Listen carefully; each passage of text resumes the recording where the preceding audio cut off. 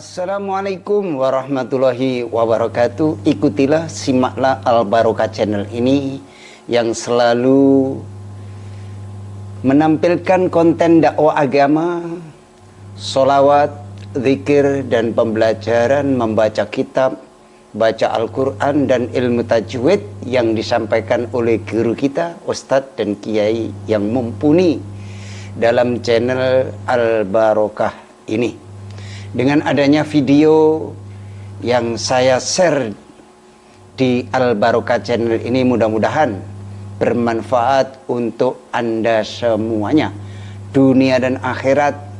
Jangan lupa untuk klik like, jempol ke atas, kemudian subscribe, diklik, aktifkan notifikasi lonceng, yang ada gambar lonceng itu diklik, kemudian di-share, dibagi ke teman-teman Anda supaya Anda bisa ikuti video terbaru dari Al Barokah Channel ini. Terima kasih Anda telah nonton sampai selesai. Selamat menyimak video ini, semoga manfaat. Wassalamualaikum warahmatullahi wabarakatuh. Assalamualaikum warahmatullahi wabarakatuh. Alhamdulillah, wassalatu wassalamu ala asrafil anbiya'i wal mursalin, wa ala ali washabihi wa man tabi'ahum bi ihsanin ila yaumiddin, amma ba'd. Hadirin jamaah Majelis Ar-Rawdah Masjid Al-Ikhlas yang dimuliakan oleh Allah SWT. Pada kajian hari ini kita akan mengambil tema iman yang hak. Kita sebagai orang yang memeluk agama Islam tidak boleh berpuas diri dengan predikat seorang muslim, karena keislaman seseorang tidak cukup untuk dapat menurunkan pertolongan Allah dalam kehidupan kita di dunia ini. Keislaman juga belum tentu bisa menyelamatkan kita dari siksa api neraka. Hanya orang-orang yang beriman sejati yang mendapatkan semua janji-janji Allah, yaitu kebahagiaan dunia dan kebahagiaan akhirat.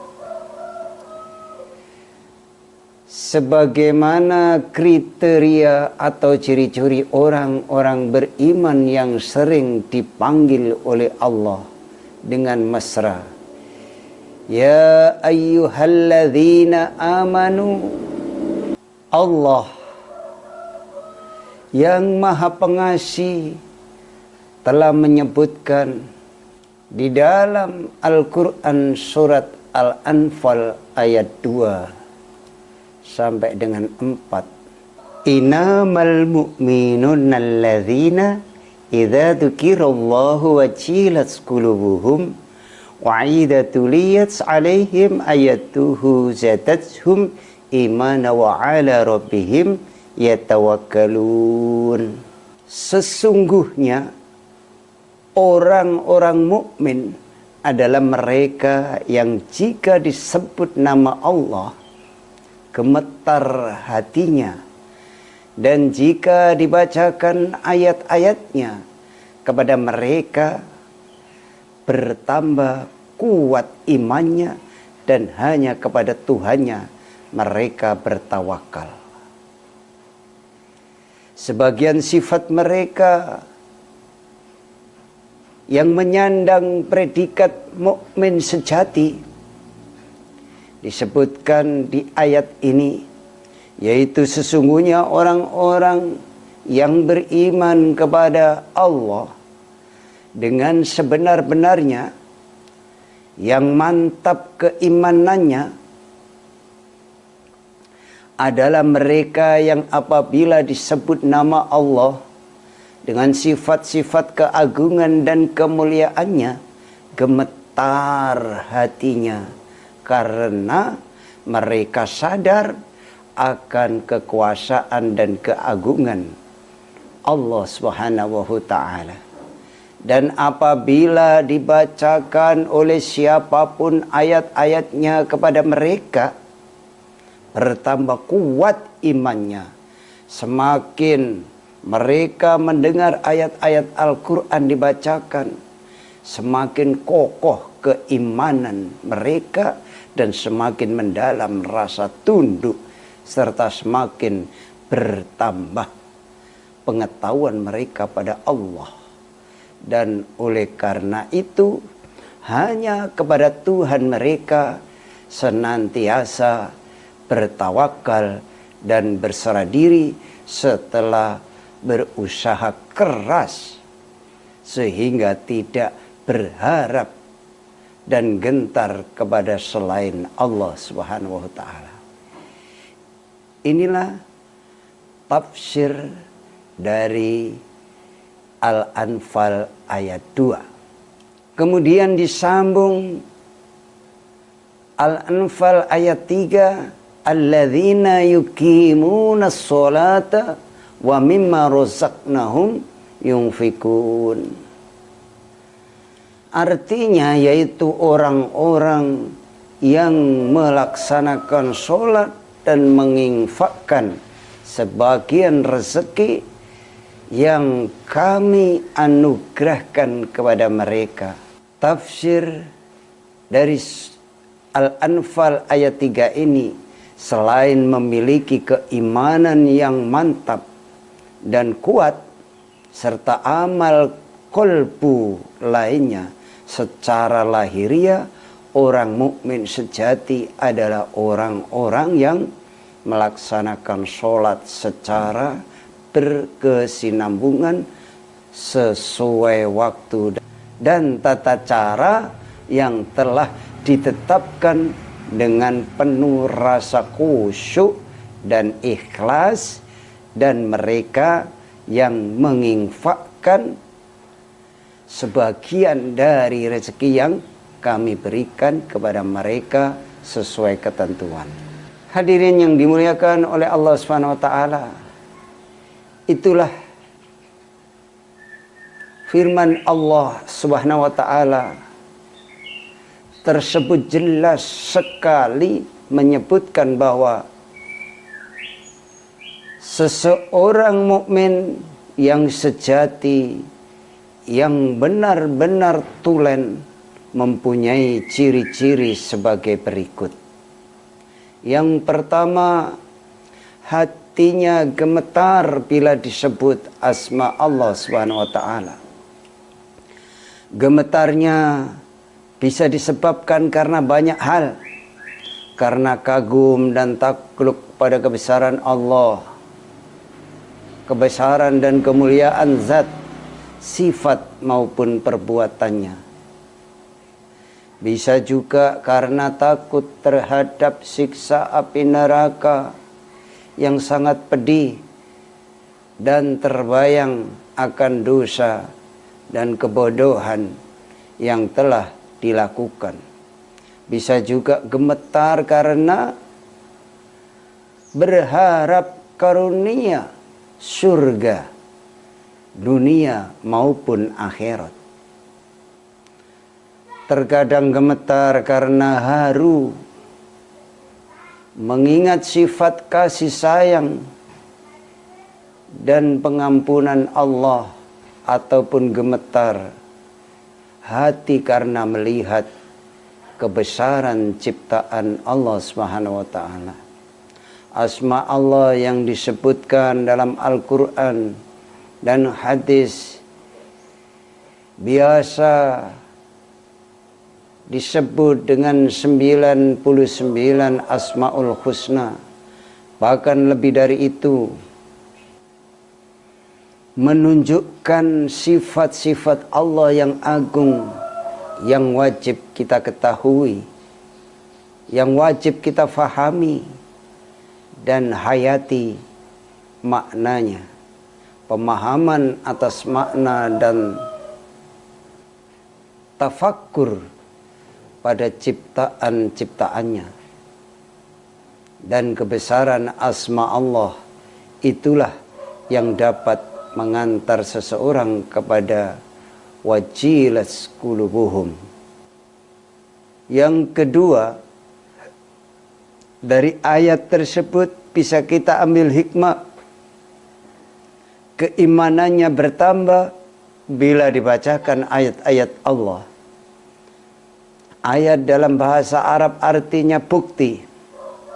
Orang-orang yang imannya tulen bila dihadapannya dibacakan ayat Al-Quran, dalil nakli ataupun bukti akli yang berupa demonstrasi kebesaran Allah dalam penciptaannya makhluk-makhluknya, maka bibirnya pun berucap Subhanallah. Bila membaca ayat Al-Quran yang menyebutkan tentang janji-janji Allah, keimanannya bertambah, semangat hidupnya makin membara dan semakin giat beramal soleh. Dan bila dia melihat kebesaran Allah dalam penciptaan langit, bumi dan jagat raya ini, maka dia pun semakin tunduk dan kagum pada kuasa Allah. Bahkan ketika melihat betapa sempurna dan hebatnya pasukan-pasukan Allah yang berupa misalnya lebah-lebah dan madu yang dihasilkan, maka dia pun semakin yakin dan kagum pada Allah Subhanahu wa taala. Hari-hari orang beriman tidak pernah ada yang menjemukan. Setiap detik yang dilalui dipakai untuk melihat demonstrasi kekuasaan Allah, bertafakur, dan kemudian bertasbih kepada Allah. Dan itu semua masih meningkatkan imannya. Kemudian pelajaran yang ketiga yang bisa kita ambil dari ayat Allah ini, yaitu bertawakal hanya kepada Allah. Bagi orang-orang yang imannya sejati, itulah tidak pernah ada rasa takut dan gentar menghadapi pernak-pernik dan badai di dalam kehidupan dunia. Ketergantungannya kepada Allah dan keyakinannya bahwa Allah selalu menuntun dan melindunginya, menjadikan langkahnya semakin pasti dalam menapaki roda kehidupan. Barang siapa bertakwa kepada Allah, niscaya dia akan mengadakan baginya jalan keluar dan memberinya rezeki dari arah yang tidak disangka-sangkanya. Dan barang siapa yang bertawakal kepada Allah, niscaya Allah akan mencukupkan keperluannya. Sesungguhnya Allah melaksanakan urusan yang dikehendakinya. Sesungguhnya Allah telah mengadakan ketentuan bagi tiap-tiap sesuatu. Putus asa tidak ada dalam kamus hidup seorang mukmin. Hidup dijalani dengan lapang dan mudah karena jalan keluar dalam tiap masalah insya Allah ada, dan rezeki juga sudah ditanggung oleh Allah Jalla Jalaluhu. Mereka ini adalah orang-orang yang gandrung sholat, menjadikan obat segala masalah kehidupan, persis seperti yang disabdakan junjungan kita Rasulullah SAW. Apabila engkau mempunyai masalah, maka sholat sunnah 2 rakaat. Hadis riwayat Bukhari. Jadi orang muslim bila ada masalah dalam kehidupannya, Nabi memberi bimbingan sholat sunnah 2 rakaat. Mereka ini bukan sekedar melakukan sholat, tapi mendirikannya, menjaga rukun-rukunnya, waktunya, sunnah-sunnahnya, dan juga kekusukannya.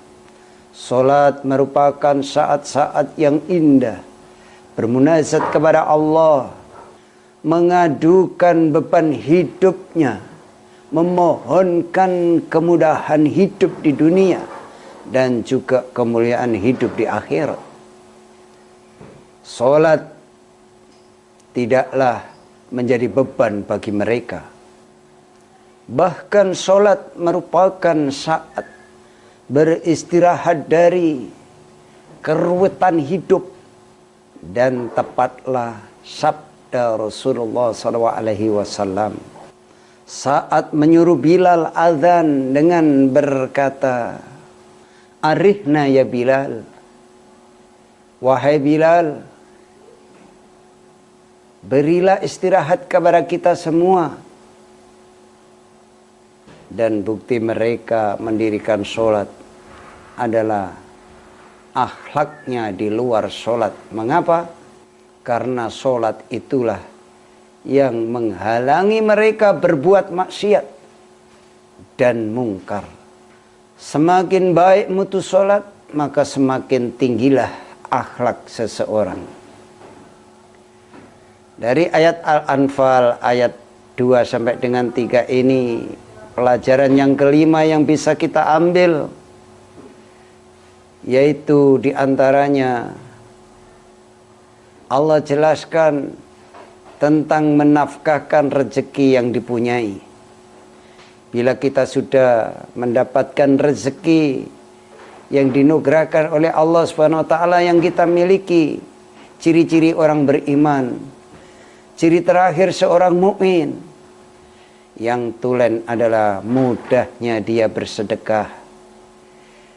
Baginya harta adalah karunia Allah yang di dalamnya ada hak fakir miskin.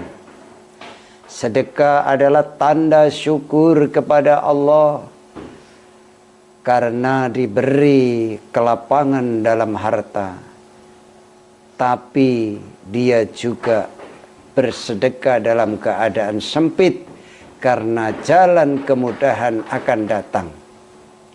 Dengan derasnya sedekah, hati orang yang mukmin tidak terikat oleh harta yang dimiliki, diletakkannya di tangan bukan di hati.